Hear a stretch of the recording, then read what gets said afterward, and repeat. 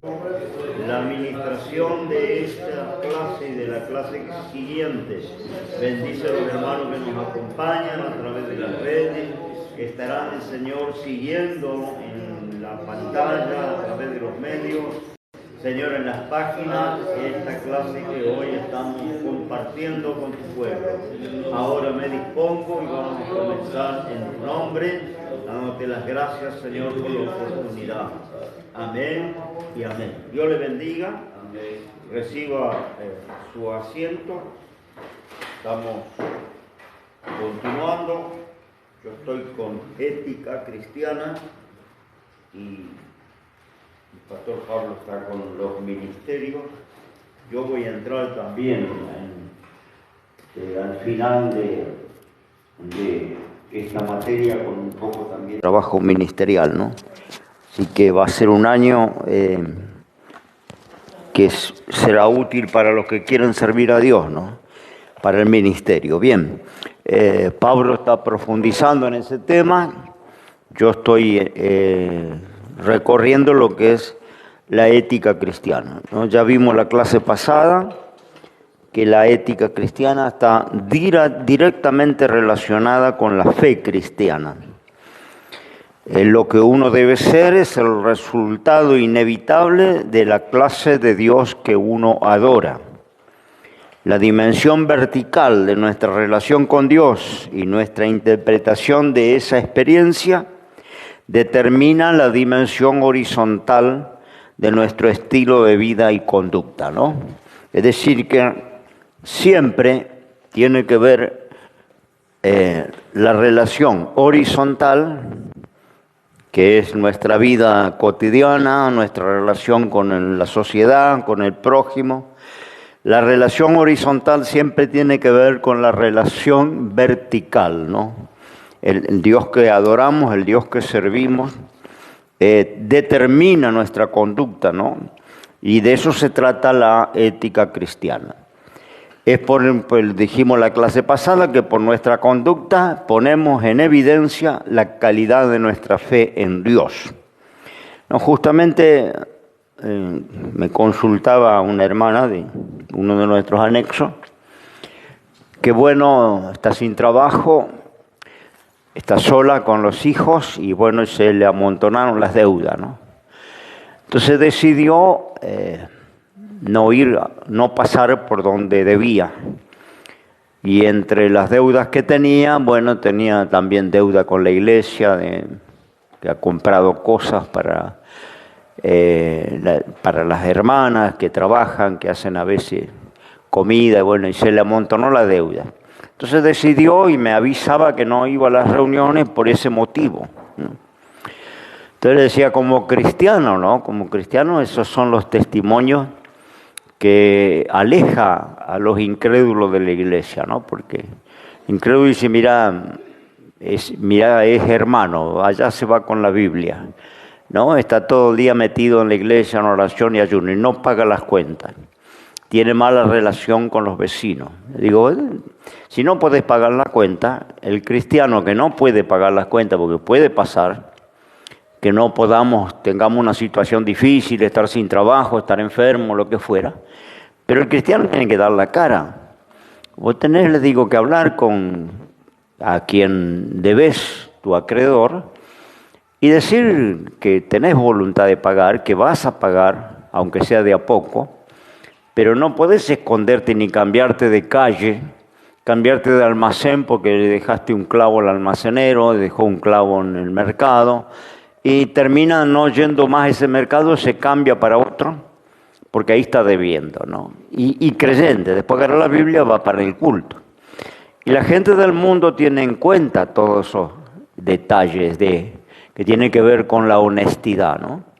Y si no somos ejemplo, ¿no es cierto?, como creyente, de la fe que profesamos, no acompañamos con la conducta, la fe que decimos tener, lo único que hacemos es vacunar a la gente contra el Evangelio, porque no le prende más el Evangelio. Yo tengo zonas donde tengo alguna iglesia que nunca ha podido crecer por el testimonio de los creyentes, ¿no? Porque conozco es una zona que conozco muy de cerca, y la mayoría de los creyentes son deshonestos. No pagan las cuentas, se cuelgan de la luz, se enganchan para no pagar la boleta, coimean los inspectores, el que tiene negocio coimea a los inspectores para no hacer los trámites que se deben hacer para tener un negocio, limpieza, higiene, desinfección. Bueno, hay un montón de requisitos que piden los municipios, y a veces todo eso se elude dándole mensualmente una coima a los inspectores. Entonces coimean los inspectores, y tienen negocio. Los negocios, cuando dan crédito, dan fiado a alguna persona, le inflan la cuenta. Le digo con fundamento lo que digo, no estoy inventando nada, ¿no? Porque muchos de ellos me han confesado, sí, y se le agrego algo, dice, las quincenas.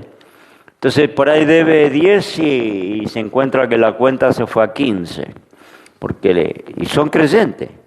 Entonces esa clase de conducta es lo que escandaliza la obra de Dios, impide la obra de Dios crecer, impide al incrédulo acercarse, porque son malas obras, ¿no? Y las malas obras, aparte en un barrio chico, casi siempre los barrios tienen interacción entre los que viven allí, enseguida corre la noticia. Pasa en las provincias, la provincia peor, porque la provincia no tiene la actividad que tiene en la ciudad de Buenos Aires. Entonces la gente se ocupa de qué hizo la vecina, con quién está saliendo, cuál es el amante, el hijo de fulana que hace, la hija de menganito que hace.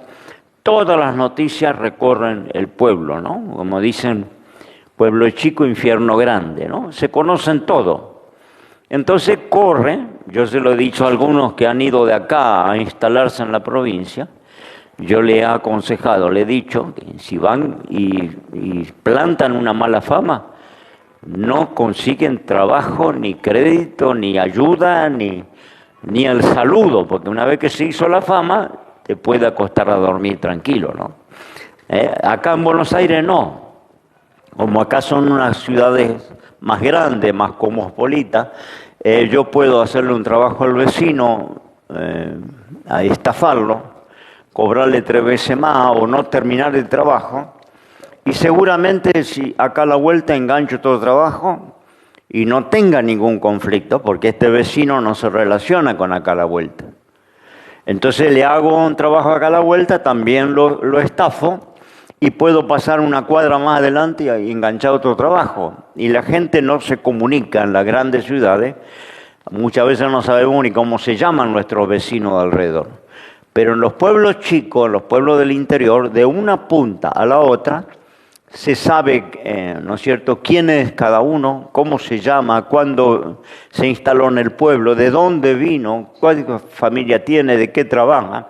Saben todo, con quién se enamoró, con quién anduvo saliendo, todo se sabe. Entonces, así como se sabe todo la interna de la vida de las personas, cuando es un creyente y tiene mal rastro, ¿no es cierto?, vacuna a toda la ciudad contra el Evangelio. Lo primero que dicen, meten a todos en la bolsa los creyentes. Mira, se va a la iglesia, come Biblia y, como dice el dicho que es tan común, ¿no? Es decir, entonces tenemos que manifestar nuestra fe por nuestra conducta. La calidad de nuestra fe tiene que ver estrechamente con nuestra conducta. Esto es inevitable, ¿no? Esto es para los cercanos, porque a veces la gente de afuera no alcanza a conocernos en profundidad, pero los que están cerca nuestra, familia que no vienen a la iglesia, vecinos cercanos, compañeros de trabajo, ¿no es cierto?, amigos, toda esa gente que no íntimamente se relaciona con nosotros, se va a espantar si yo como creyente o como predicador, en el caso de los que trabajamos en la obra, tengo un mal rastro. Yo le decía a esta hermana, estás muy errada, porque si estás debiendo, lo que debes hacer como creyente es dar la cara. Y si no puedes pagar, tenés que llegar a un acuerdo con el acreedor y decirle, bueno, yo no puedo, estoy sin trabajo, estoy pasando esto, dame una facilidad, yo quiero pagar, dame una facilidad, te voy dando de a poco, si no te pagaré con trabajo, porque si hace falta, se puede llegar a un acuerdo de pagar con trabajo, ¿no? Vengo, te hago algún trabajo y me descontás de la deuda. Pero no es cambiarse de calle, cambiarse de boliche, porque ahí quedé debiendo y ahora empiezo a comprar en el otro boliche, porque eso al cristiano le golpea directamente a la iglesia y al Señor, porque terminan poniendo todo en una misma bolsa, dicen, los creyentes. La gente no separa, la gente no suele separar del creyente bueno y creyente malo.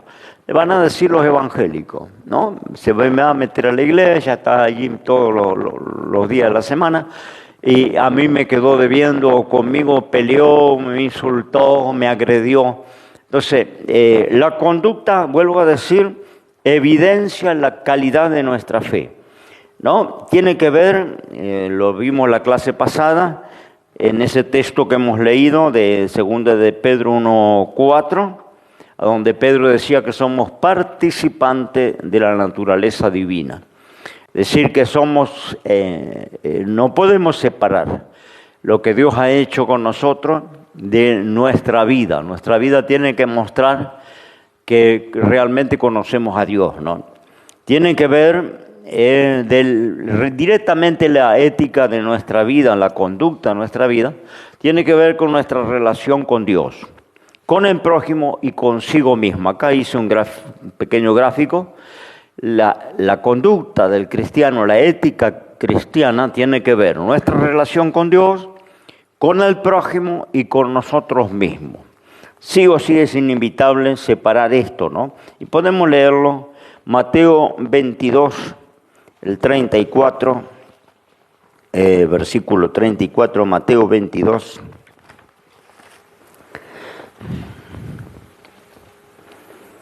Entonces los fariseos, oyendo que había cerrado la boca a los saduceos, se juntaron a una, y preguntó uno de ellos, intérprete de la ley, tentándole, diciendo, Maestro, ¿cuál es el mandamiento más grande de la ley? ¿No? Una pregunta capciosa, una pregunta con trampa. Yo expliqué esto en la clase pasada, que le tentaron, ¿no? Porque había una cuestión entre fariseo y saduceo. No, los saduceos no creían que el hombre tuviera espíritu, no creían que hubiera resurrección. Era una secta dentro de los pueblos judíos. Y estas dos sectas competían entre sí, ¿no? Por los prosélitos, por la gente que le seguía. Entonces ahora en esa discusión sale esta pregunta capciosa, diciéndole al Señor, ¿cuál es el mandamiento más grande de la ley, el más importante? Yo lo expliqué en la clase pasada que esto mismo el Señor va a desenmascarar, quitarle la hipocresía, la careta de hipocresía al príncipe rico, ¿no? Aquel que vino y también con una pregunta, Señor, ¿qué haré para ser salvo? ¿No? Una pregunta que tiene más que ver con la religión que con la salvación. ¿Qué haré? ¿No? Y sabemos que el hombre no puede hacer nada para ser salvo. La salvación viene de Dios, ¿no? Es por fe. Pero él viene y dice, ¿qué haré? Y el Señor le confronta con una respuesta, guarda los mandamientos.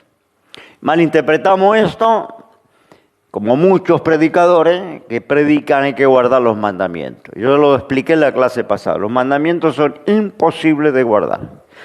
Si hubiera sido posible guardar los mandamientos, no hubiera hecho falta que viniera Cristo. Íbamos a ser salvos por obediencia. El Señor habría dicho, guarda los mandamientos y te vas al cielo.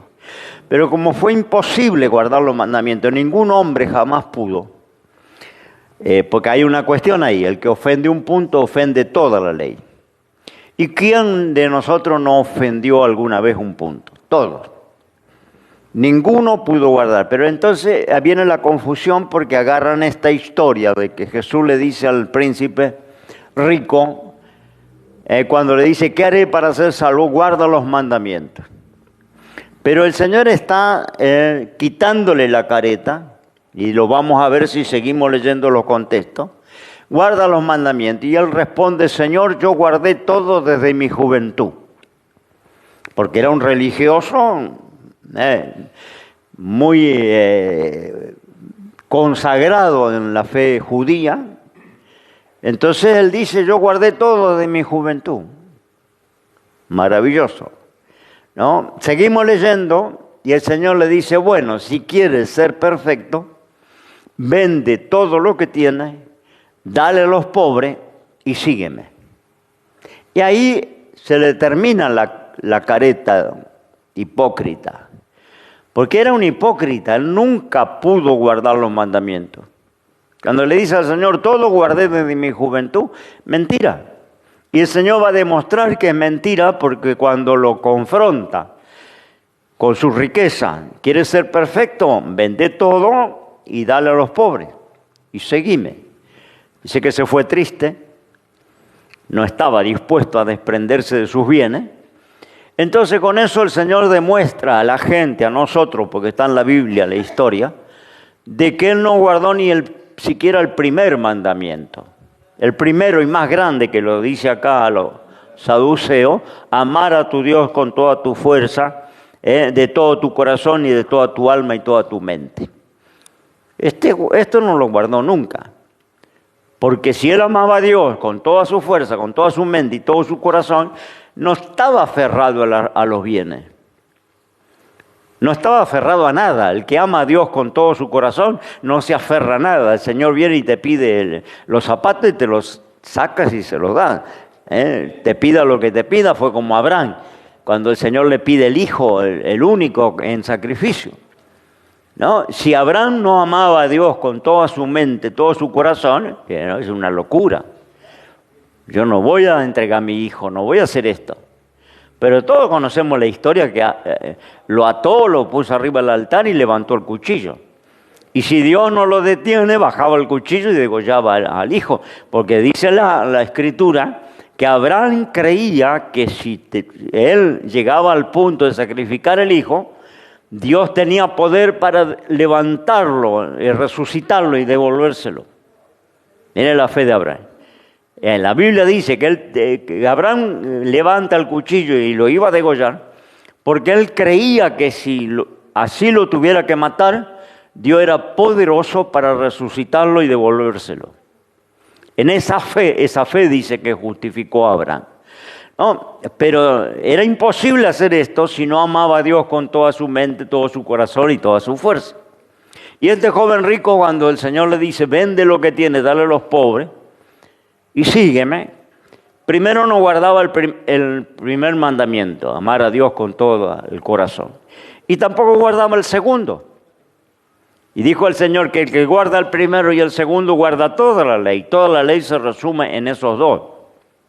El segundo es semejante, dijo el Señor, acá en la respuesta. El segundo es semejante a este. Amarás a tu prójimo como a ti mismo. Tampoco guardaba este. Porque si él ama al prójimo como a sí mismo, él no se aferra a lo que tiene, lo reparte. Lo vende y lo reparte, que fue lo que el Señor le pidió. Véndelo, repártelo y sígueme. Y dijo, no, acá no. Y se fue triste. Y ahí el Señor no está diciendo que tenemos que, para entrar al cielo, guardar los mandamientos. No, le está sacando la careta de hipocresía que tenía este príncipe rico, que pensaba que se justificaba guardando los mandamientos. El Señor le demuestra que no había guardado siquiera los dos más importantes. Cuando lo confronta, si quiere ser perfecto, vende todo, dale a los pobres y sígueme, el Señor le desenmascara de que ni siquiera el primer mandamiento jamás había guardado. Entonces es vuelvo a decir, está equivocado decir, hay que guardar los mandamientos. Sí, por cierto, que una vez que somos salvos, tenemos una conducta de acorde a la voluntad de Dios y no no transgredimos, pero ninguno puede, ningún ser humano, guardar los mandamientos. Porque, vuelvo a decir, si fuera posible, no hacía falta que Cristo viniera a morir en la cruz. Guardaban los mandamientos y se iban para el cielo por obediencia. Pero como ninguno pudo nunca guardar los mandamientos, ninguno, porque esto para los mesiánicos, para los legalistas que se vuelven a guardar la ley, no, es imposible guardar los mandamientos. Y entonces aclaro esa historia del príncipe rico, ¿no? Que era para descubrir que ni siquiera el primer y más grande mandamiento había guardado jamás. Bien, vamos a dar lectura a Efesios 5:21, otro texto. Ya sabe cómo funciona, si tiene preguntas, los hermanos de las redes mandan los comentarios, yo los leo y le contesto. Y si está en forma presencial, me detiene, levanta la mano y me presenta la duda que tenga y tratamos de aclararla. 5 de Efesios, versículo 21. Sujetaos los unos a los otros en el temor de Dios. Lo hemos leído la clase pasada. Filipenses 4:8. Por lo demás, hermano, todo lo que es verdadero, lo honesto, lo justo, lo puro, lo amable, todo lo que tiene buen nombre, si hay virtud alguna alabanza, en esto pensad. Bien,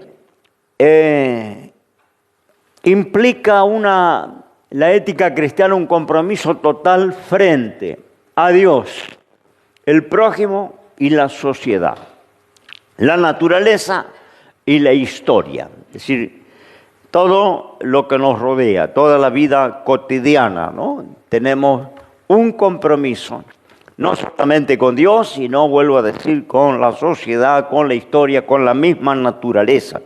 Que muchos creyentes que se han convertido piensan que no tiene nada que ver, que podemos vivir, ¿no?, como estamos acostumbrados a nuestra manera, pero no, hasta la relación con la naturaleza del creyente cambia cuando se convierte. La relación hasta con los brutos cambia, ¿no? Porque la Biblia no tiene principios sobre eso que, por ejemplo, dice, el justo cuida la vida de su bestia, mas las entrañas de los impíos son crueles. Entonces yo digo que cuando voy a la casa de un creyente, yo siempre me miro las mascotas, los perros, los gatos, ¿no? Como es la mascota, es el creyente. Es la actitud del creyente, ¿no? Porque a veces las mascotas se caen de las garrapatas, de las pulgas, ¿no?, de la sarna, seco, no tienen un tarro con agua, ¿no? Están orando para que llueva y poder tomar un poco de agua, ¿no? Y son creyentes, y predican, y están en la iglesia, y a veces están en el coro, cantan. Pero uno se da cuenta de que no ha habido una transformación, porque hasta en la relación con los brutos cambia mi situación cuando yo estoy convertido, ¿no? Tengo compasión, tengo sentimientos que antes no teníamos, ¿no es cierto? Porque hay gente que le gusta tener mascotas, tener bichos, pero pobrecitos sobreviven por el poder de Dios, ¿no? Porque la verdad, no conocen lo que es una vacuna, no saben lo que es un veterinario, no saben lo que es un pulguicida, lo que es un garrapaticida, ¿no? Hay que tiene racimo de uva en las orejas, ¿no? Y son cristianos. Y algunos dicen, ¿qué tiene que ver eso con la fe cristiana? ¿Qué tiene que ver? ¿No? Porque hay esa idea, la idea de separar lo que es la fe, que le llamamos antes la religión. Hay muchos que dicen la religión es una cosa y la vida es otra. Mi familia es otra, lo que yo hago es otro. Bueno, esto no se puede cuando nos convertimos de verdad. Hay una transformación que cambia la relación, no solo con Dios, sino con el prójimo, con la sociedad, con la naturaleza y con la historia. No puedo decirme creyente y estar enemistado con todos mis vecinos. Mi vecino me aborrece. No puedo decir que soy cristiano si yo no tengo una buena relación con mi vecino. Porque le tiré la basura, porque la planta mía crece y se va para el lado del vecino, porque no le saludo, porque hemos discutido. Bueno, eso cambia. Cuando nos convertimos, cambia hasta la relación con los vecinos. Somos dentro de lo posible, dentro de lo que nos toca, porque a veces hay gente imposible, ¿no? Pero dentro de lo que nos toca, tratamos de estar en paz con todos los hombres. También enseña esto la Biblia.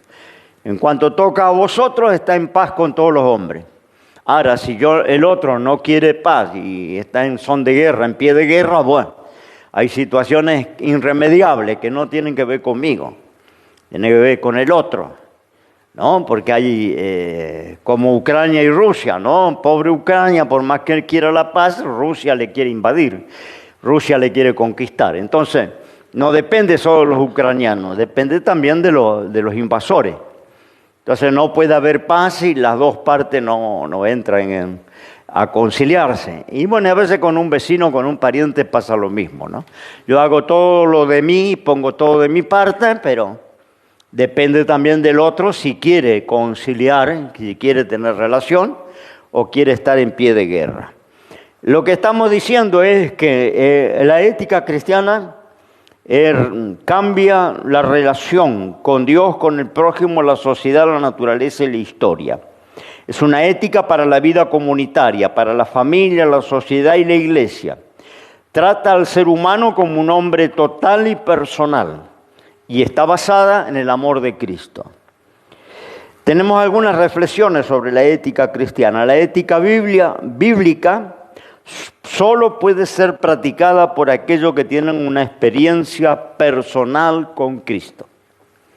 No se puede practicar la ética cristiana si no tiene a Cristo en el corazón. Es imposible. Solo es para los creyentes.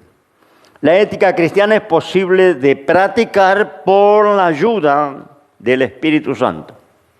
Porque no estamos solo en la acción, ¿no? En la transformación, sino que el Espíritu Santo nos ayuda para la conversión, para alcanzar la santidad, la consagración, para servir a Dios, para permanecer. Tenemos el auxilio, por eso dijo el Señor, no os dejaré huérfanos. No estamos solos en el asunto. Tenemos el auxilio del Espíritu Santo. Hago una aclaración también porque una hermana muy antigua con nosotros, entró en un conflicto, yo le llamo existencial, ¿no? Y venía a hablar conmigo porque la hermana no habla lenguas, no es bautizada con el Espíritu Santo, una cristiana de muchos años. Pero nunca recibió el bautismo del Espíritu Santo. Y el enemigo empezó a trabajar en la cabeza de ella que Dios no le amaba, que Dios no le escuchaba, que no tenía el Espíritu Santo. Entonces estaba en un tormento porque no tengo el Espíritu Santo. Y le digo, ¿quién le dijo que usted no tiene el Espíritu Santo? No, porque yo no hablo en lengua, yo no fui bautizada. Una cosa es el bautismo. Bautismo significa llenura, sepultura, por eso se bautiza, cuando bautizamos en las aguas tienen que cubrir la persona, porque la misma palabra bautizo significa sumergir, cubrir, tapar, sepultar. De ahí viene la raíz fonética de la palabra bautizo. Entonces, es símbolo de sepultura. Por eso es que le bajamos al agua y le cubre el agua. Porque no se puede sepultar ni un muerto, ni siquiera un bicho, con un puñadito de tierra. Tampoco salpicándolo o poniéndolo, dejándolo a la intemperie, porque va a ser una fuente de corrupción. Entonces, hasta los bichos se sepultan. Entonces yo le decía a la hermana, bautizo significa llenura, significa algo completo, algo que cubre. Lo que no tiene que ver con el Espíritu Santo, porque usted nunca hubiera llamado a Jesús Señor si no hubiera sido por una obra del Espíritu Santo. Dice el apóstol San Pablo, el día que creíste, fuiste sellado, ¿no? Esto está en Efesios, con el Espíritu Santo para la redención. Efesios capítulo 1, versículo 13.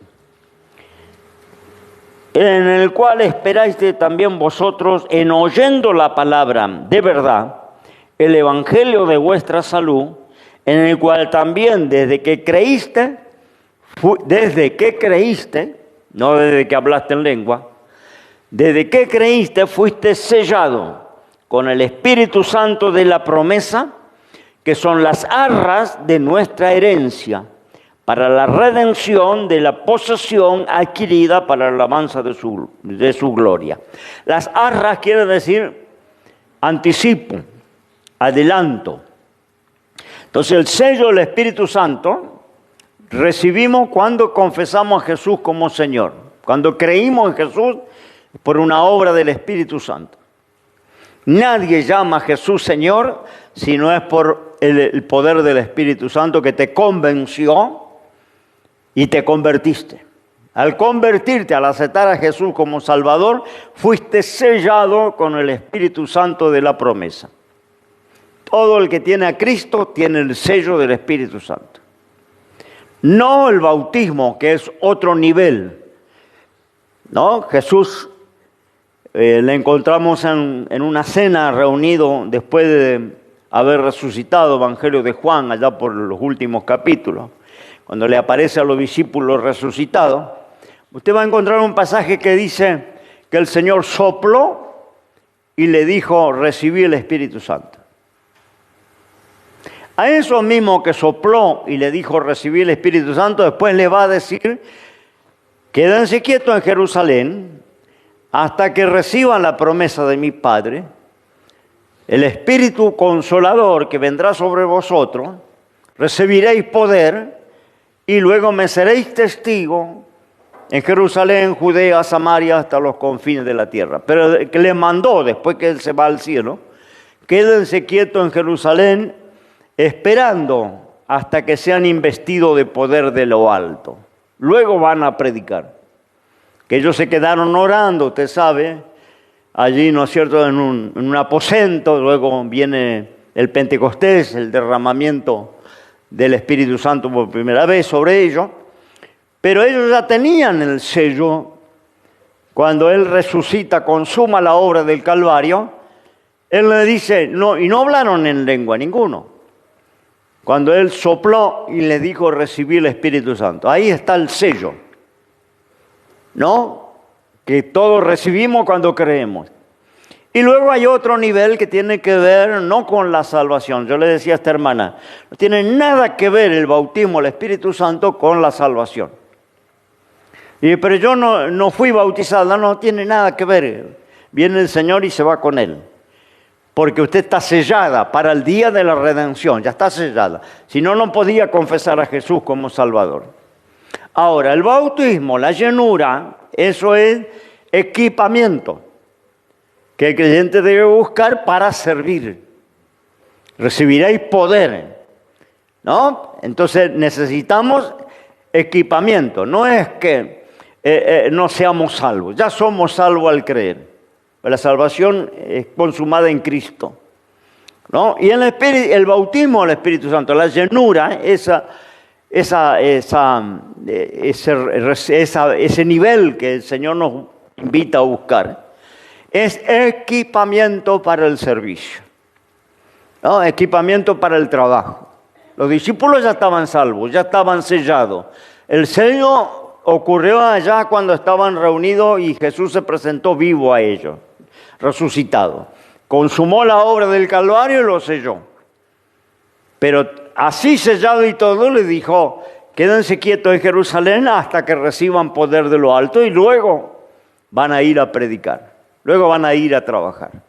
Equipamiento, ¿no?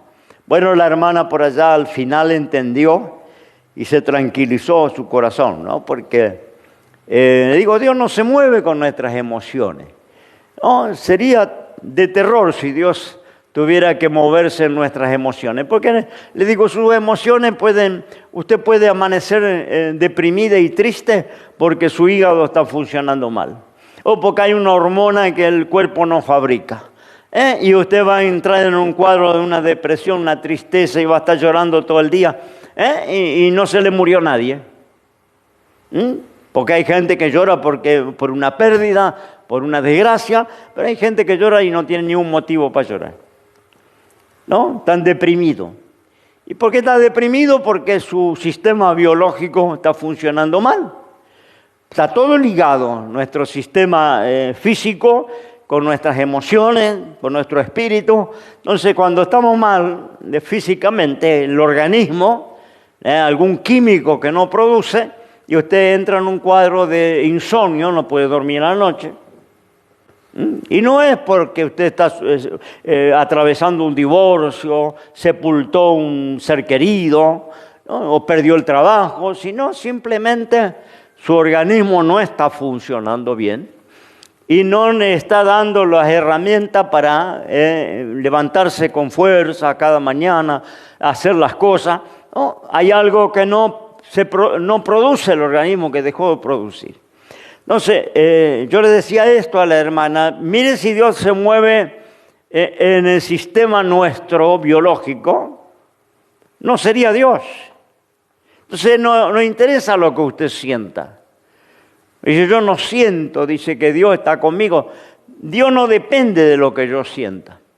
Hay veces que yo voy a estar en el monte Sinaí viendo la gloria de Dios, y hay veces que voy a estar por los pasillos del infierno caminando. Pero Dios no tiene altibajo. Dios es el mismo ayer, hoy y por todos los siglos. En Él no hay mudanza ni sombra de variación. Dios no depende. Es un padre con un hijo. La relación de un padre con un hijo no deja de ser mi hijo, ¿no? Por lo que mi hijo sienta. Porque por ahí siente, no sé si es mi papá.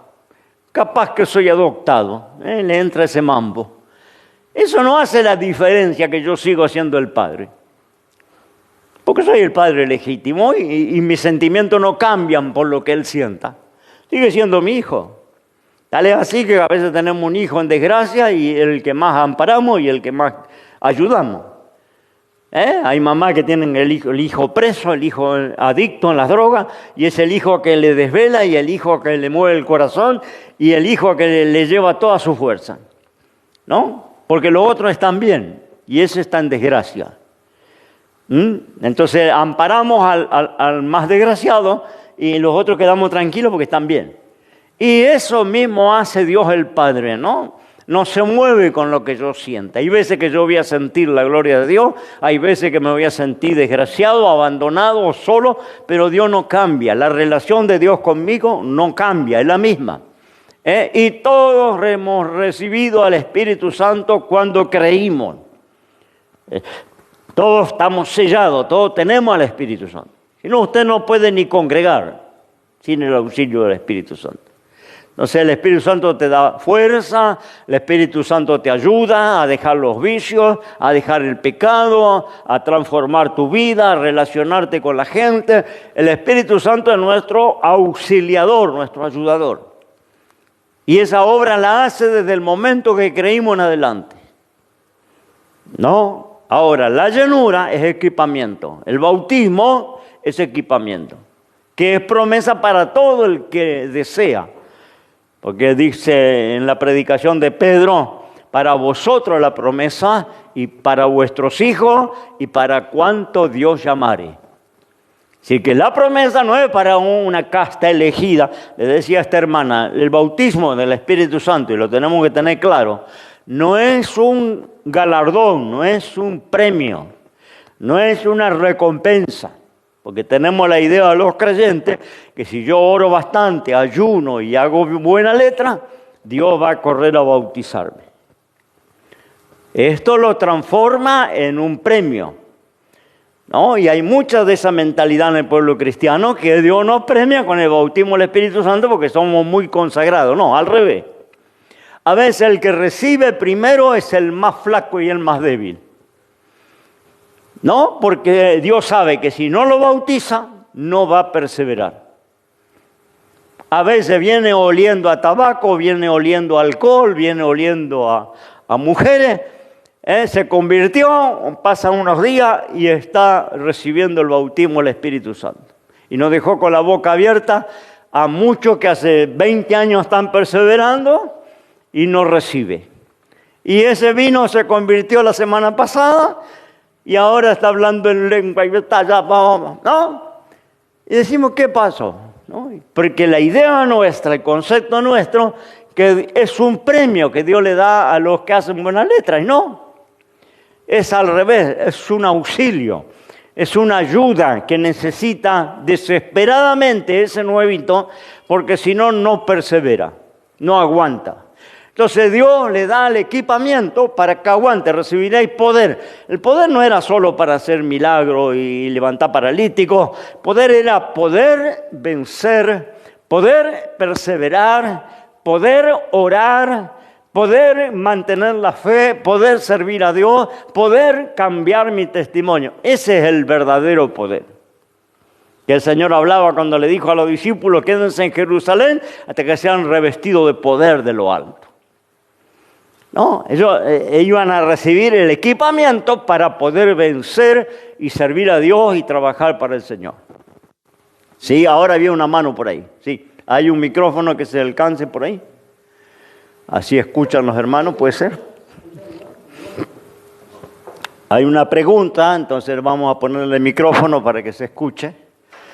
En las redes también, sí. Amén, hermano. Amén, hermano. No sé si se escucha. Sí. Sí, allá hay unos hermanos donde atendemos en La Plata, estaban preocupados. Usted hablaba del bautismo y hablaba del Espíritu Santo, el bautismo por las aguas también.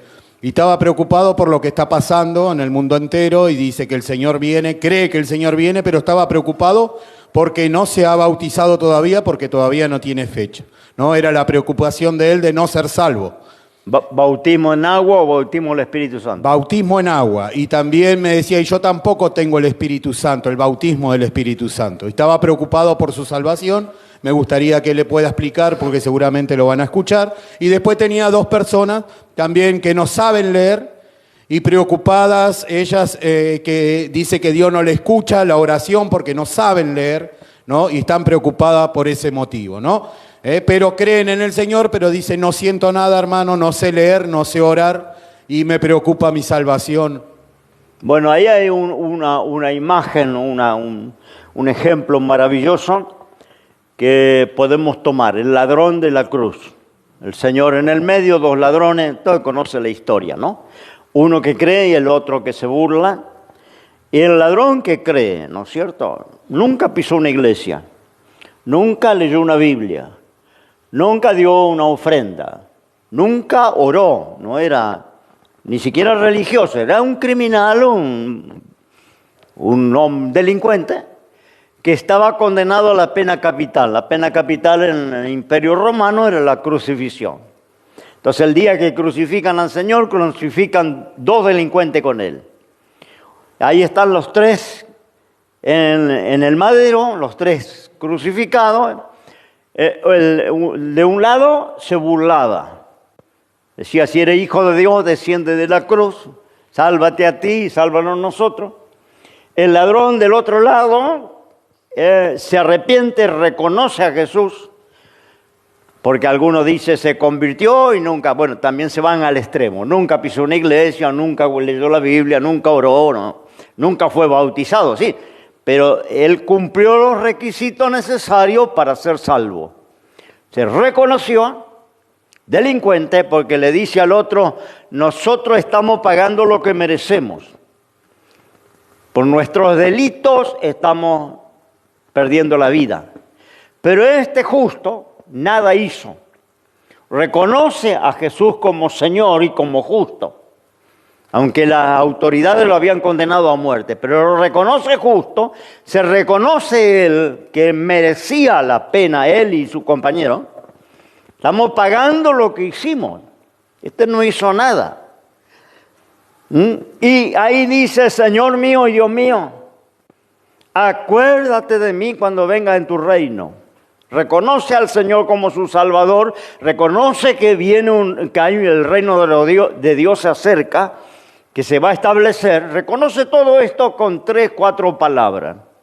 Los que no saben orar, los que no saben leer, los analfabetos. No tiene que hacer, la oración no se aprende en un libro.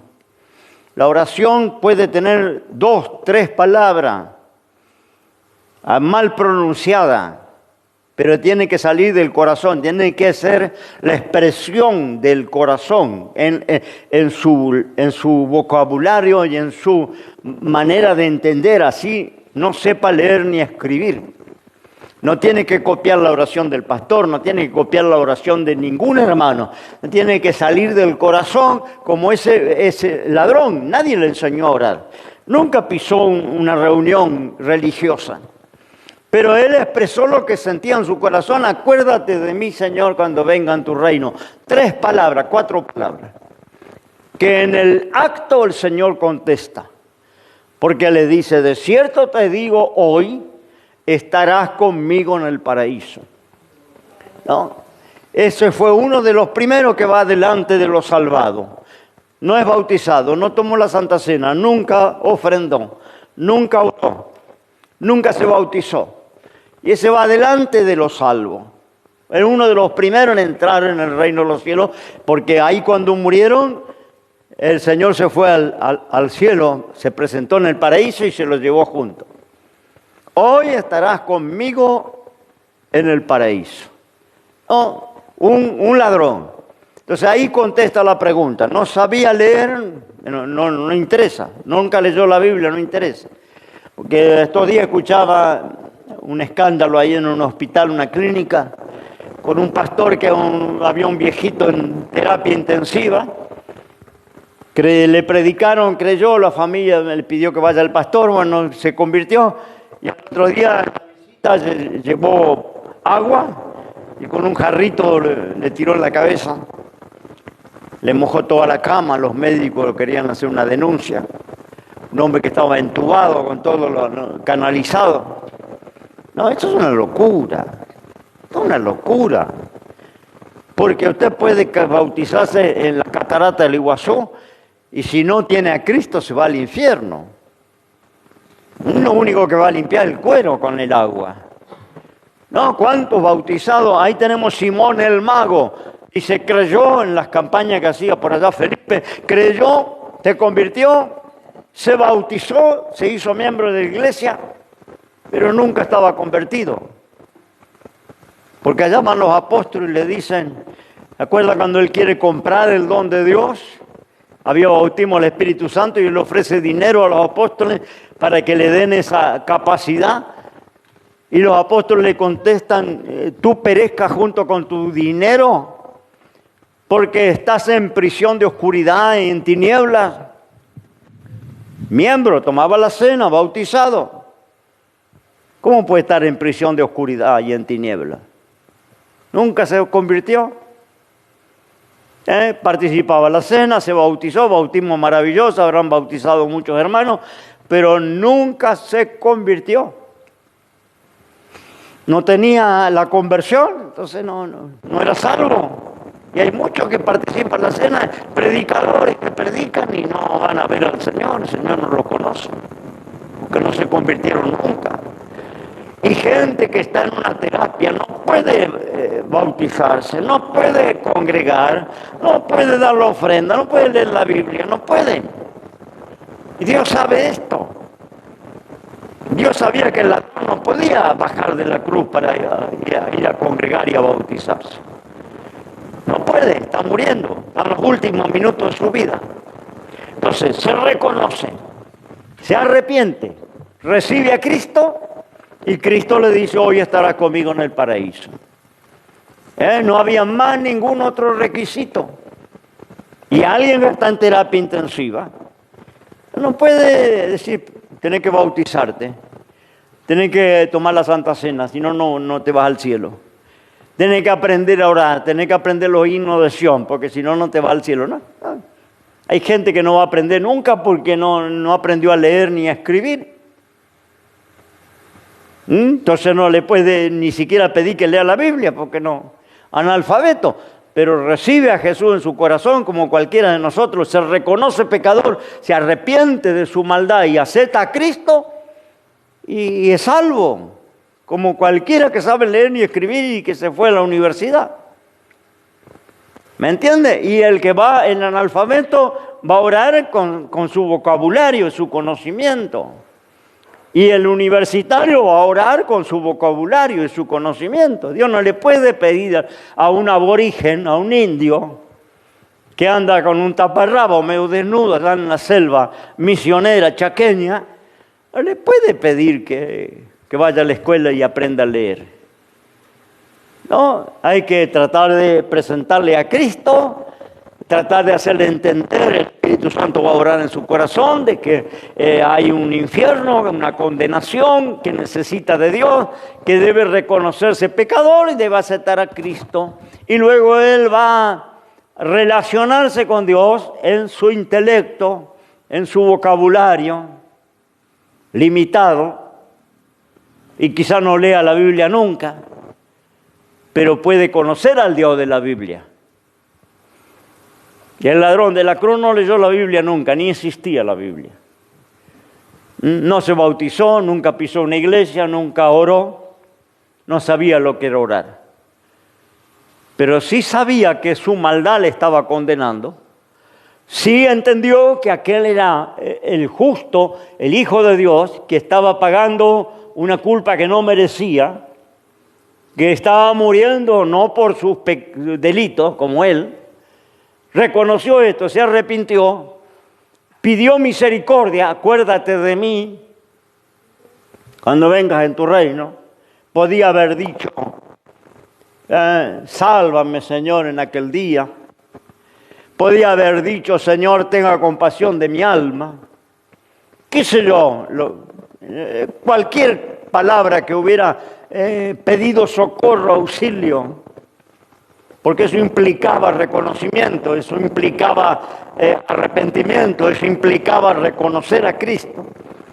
Y el Señor le dijo, hoy estará conmigo en el paraíso. Y ese va adelante, ¿no? De muchos de nosotros que conocemos toda la Biblia y que seguimos todos los pasos rigurosamente. Dios sabe que no puede a alguien que está en terapia dar estos pasos. Y tenemos que entender, si se puede dar, tiene que darlo. Y como el bautismo del Espíritu Santo. Si usted lo anhela y lo desea y lo busca, búsquelo, porque la promesa es para usted. Si no alcanza, no implica la salvación. Implica que se va a perder porque nunca habló en lengua. Usted creyó por una obra del Espíritu Santo. Nunca puede el hombre llamar a Jesús Señor si no es por una obra del Espíritu Santo. Así que el Espíritu Santo ya trabajó en mi corazón cuando yo creí. Y la Biblia me asegura que estamos sellados los que creímos con el Espíritu Santo. Es el que nos ha dado fuerza para dejar los vicios, el que nos ha dado fuerza para perseverar, el que nos ayuda cuando oramos, el que nos ayuda cuando escuchamos un mensaje, una enseñanza, ilumina nuestro corazón. El Espíritu Santo interactúa con nosotros continuamente, te guía, te ilumina, te consuela, te fortalece, intercede por nosotros. Ahora, el bautismo del Espíritu es un nivel que el creyente debe anhelar y buscar, si puede. Si el ladrón no estuviera en la cruz clavado, el Señor le había dicho, persevera, congrégate, bautízate en el nombre del Señor, como Pedro, Pablo le decían a muchos que se convertían, bautícese en el nombre del Señor.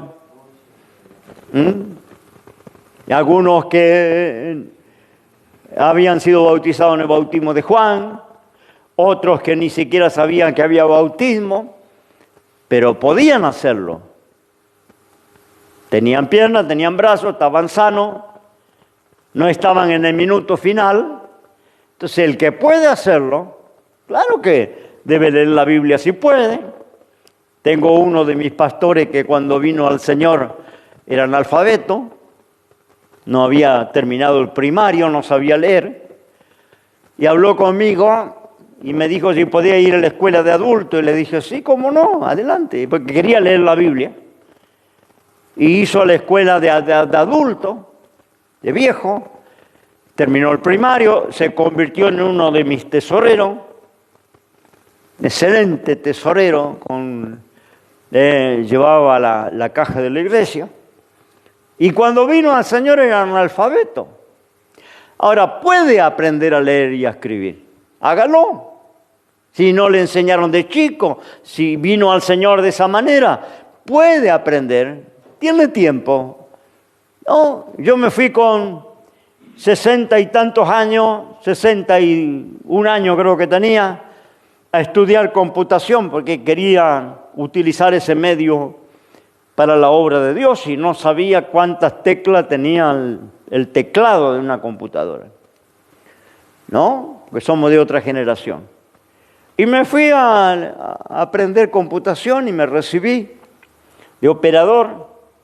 ¿No? Y era todos chicos en la clase, había 40 chicos, todos niños, jovencitos, y yo viejo allá sentado aprendiendo con los... Después abrimos una obra en Brasil, yo no sabía hablar una palabra en portugués, y ahora teníamos un templo en Brasil y teníamos que tramitar documentaciones, tenía que predicar en portugués. Yo no sabía una palabra de portugués y me fui a la escuela a aprender portugués. 3 años estuve en la escuela aprendiendo portugués, tenía ya 60 y tantos años, otra vez la misma situación, todo jovencito, niño, y yo viejo aprendiendo portugués. ¿No? Y abrimos la obra, tramitamos las documentaciones, yo prediqué, teníamos hasta 5 anexos en Brasil, y me iba y viajaba y predicaba en portugués, porque puedo hacerlo. No importa que tenga la cabeza blanca, y todavía la mente me funciona, puedo aprender. ¿No? Entonces, si puede, tiene que hacerlo. Si puede bautizarse, bautícese. Si puede participar en la cena, participa en la cena. Hay una mentalidad, ¿no? No participa en la cena, no pertenece. Y le dan la cena, no importa que sea divorciado, no importa que, ¿no es cierto?, la condición que sea, le dan la cena a todos, ¿no? Porque parece que la cena la llave para entrar al cielo, no. Mucha gente que toma la cena y está en pecado hasta la oreja. Y el Señor no le conocerá en aquel día. Y no importa que digas, yo participo todos los meses, no importa, no te conozco. Porque no tiene una relación sana con Dios. Y hay muchos que nunca llegaron a tomar una santa cena y están ahora en la presencia de Dios. El Señor les llevó y están en la gloria y están en la presencia de Dios. Y nunca alcanzaron a bautizarse ni a tomar la cena, pero Dios sabe eso. Y yo tengo un impedimento que puede perjudicar a la iglesia, porque mi hogar se destruyó, porque me volví a recasar, lo que fuera. ¿No? Si yo tomo la cena, traigo tropiezo para los débiles. Entonces Dios sabe que yo no estoy en condiciones de tomar la cena, porque no quiero ser tropiezo para los flacos, los débiles de la iglesia, y que abrir la puerta para que se divorcie porque discutió con la mujer o porque la mujer no le cocina bien, y abrimos la puerta para el divorcio. Entonces, para no abrir la puerta, el Señor le llamó, aceptó a Cristo, le selló con el Espíritu Santo, es salvo, fue perdonado, Dios le transforma y sirve a Dios, porque servicio no está impedido por ninguna condición. Lo que hay condiciones para los ministerios. Después va a hablar Pablo de esto, ¿no? Para cada ministerio hay condiciones, pero para servir, porque mucho, me decía un mexicano, pastor, me dice, pastor, me voy a ir a Argentina y me voy a añadir a su ministerio, si usted me lo permite, voy con mi esposa, somos jubilados, dice, búsqueme una casa. Y me extrañó porque de una ciudad de México, entonces le digo, pero ¿qué pasa en México? No, acá no me dan lugar, dice, para servir. Entonces dice, estoy pensando cambiarme de tierra y quiero ir a Argentina. Digo, mira, no es fácil porque es una familia. Es una familia que se quiere añadir al ministerio. Esto tenemos que pensar de qué va a vivir. ¿Dónde va a vivir? Yo no le puedo dar la pieza en el fondo de mi casa. ¿Me entiendes? Tiene una familia que tiene que conseguir una vivienda, que tiene que pagar el alquiler, que tiene que movilizarse. Yo no puedo mantener a alguien en el ministerio que no le conozco, nunca le vi, porque Dios le puso en el corazón, viene y le tenemos, la iglesia le tiene que sostener. Entonces le digo, mira, ¿qué pasa que no podés servir en México?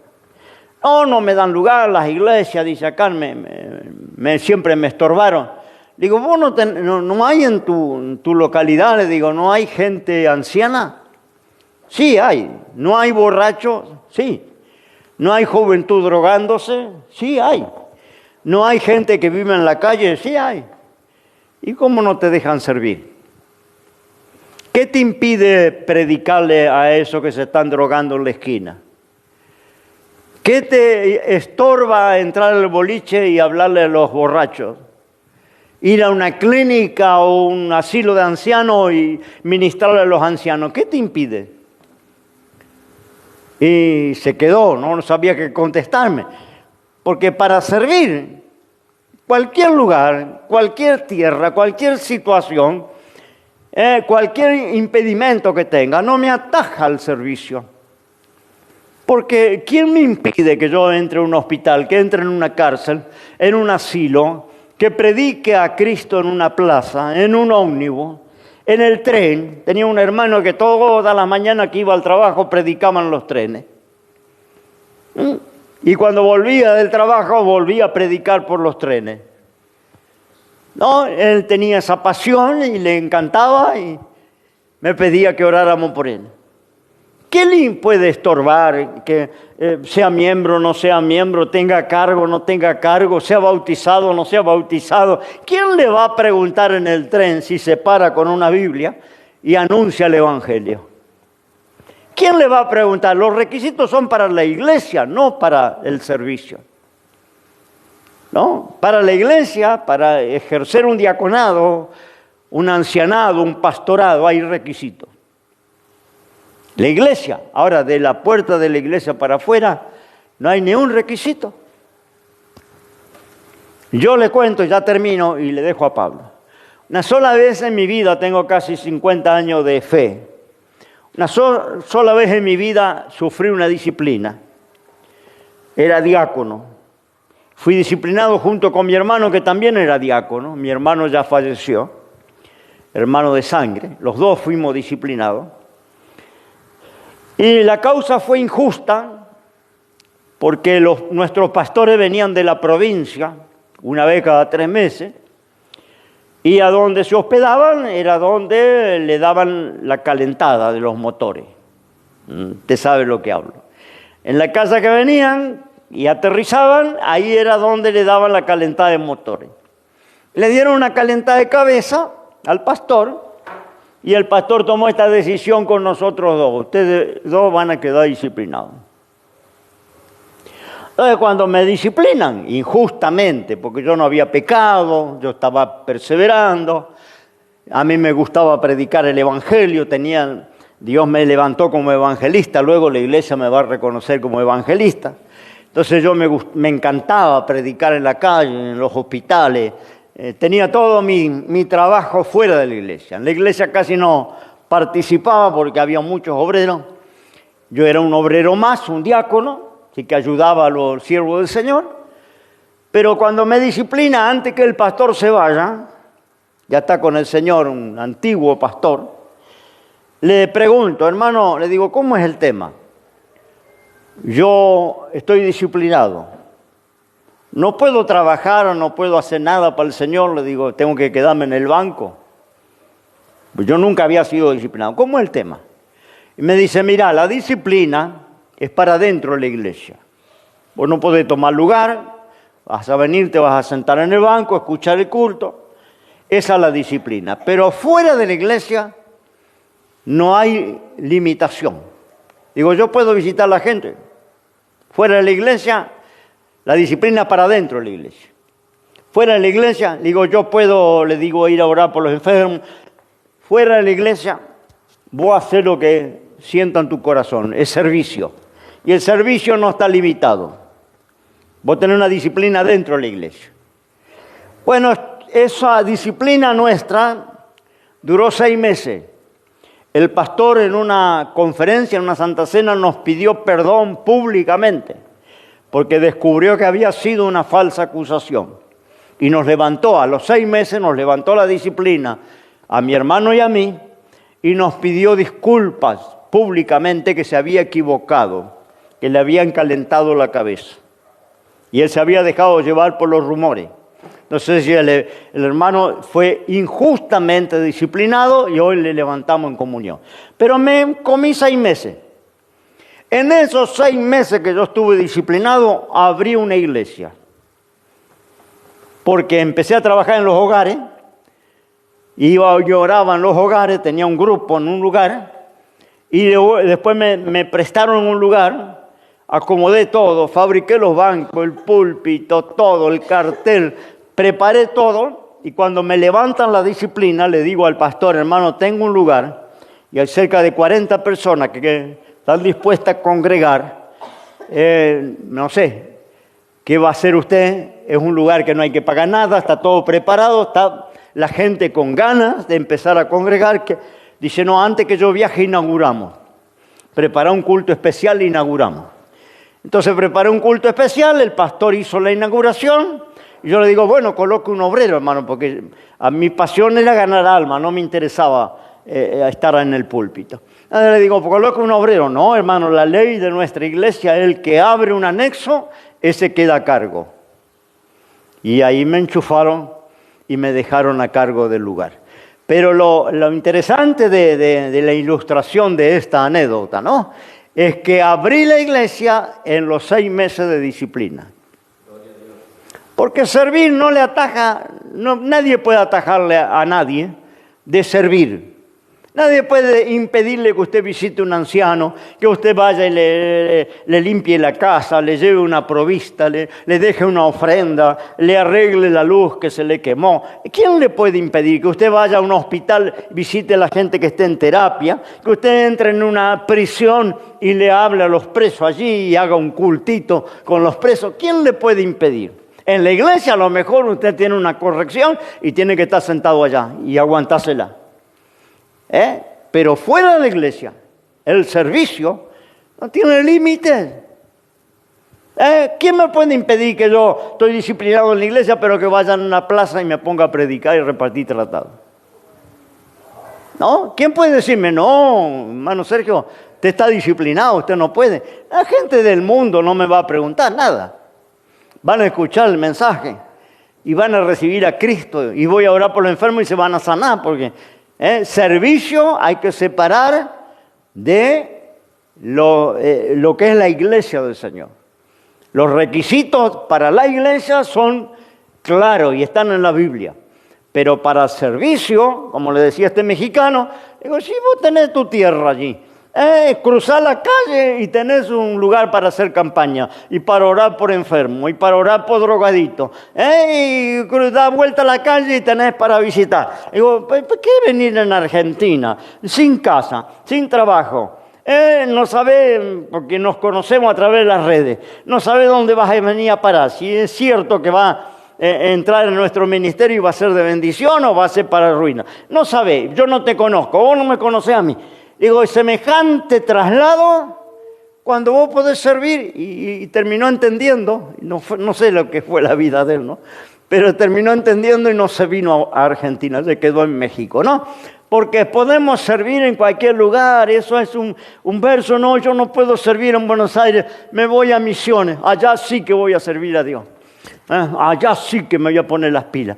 No, si no servís a Dios acá, va a Misiones, vas a la Quiaca, vas a Alaska, vas a la Antártida y no vas a poder servir a Dios.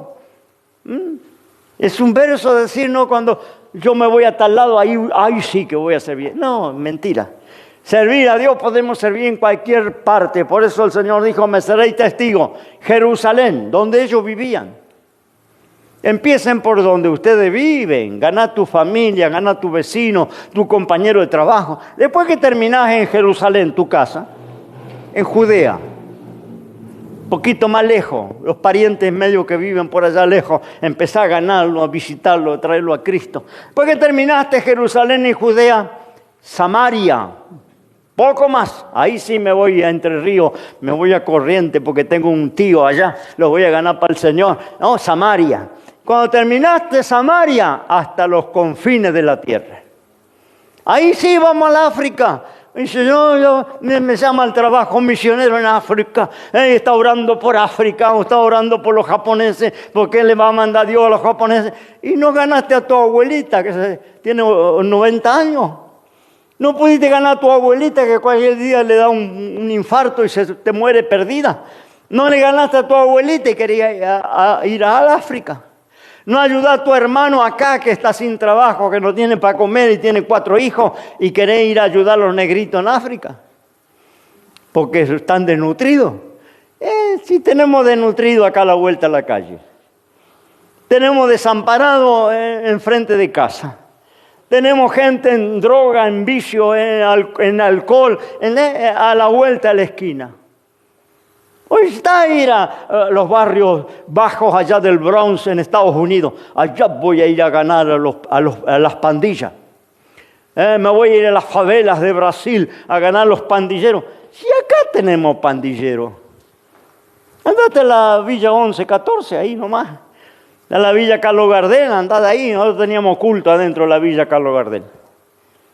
Entrábamos orando, salíamos a las 11 de la noche, las rodillitas así nos hacían.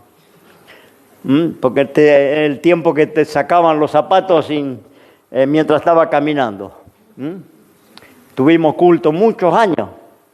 El baño era un baño comunitario con las paredes de lata hasta acá. Usted iba al baño así y saludaba a los vecinos. Hola. Hola. En el medio de los ranchitos era el baño. Ay, Señor, que lucha, ¿no? Dios le bendiga. Ponemos de pie, oramos al Señor y ya queda el pastor Pablo con su clase. Que Dios le bendiga hasta el lunes que viene en este tema. Padre, en el nombre de Jesús te alabamos, te bendecimos y te damos las gracias en esta noche por haber compartido el estudio de tu palabra, este tema que estamos recorriendo, que sea para edificación y fortaleza de nuestras vidas espirituales. Te doy gracias, Señor, los hermanos que están en forma presente y los que están a través de las redes. Bendice ahora la clase del pastor Pablo, que también sea de edificación para nuestras vidas. En el nombre de Jesús te lo pedimos. Amén y amén. Dios le bendiga.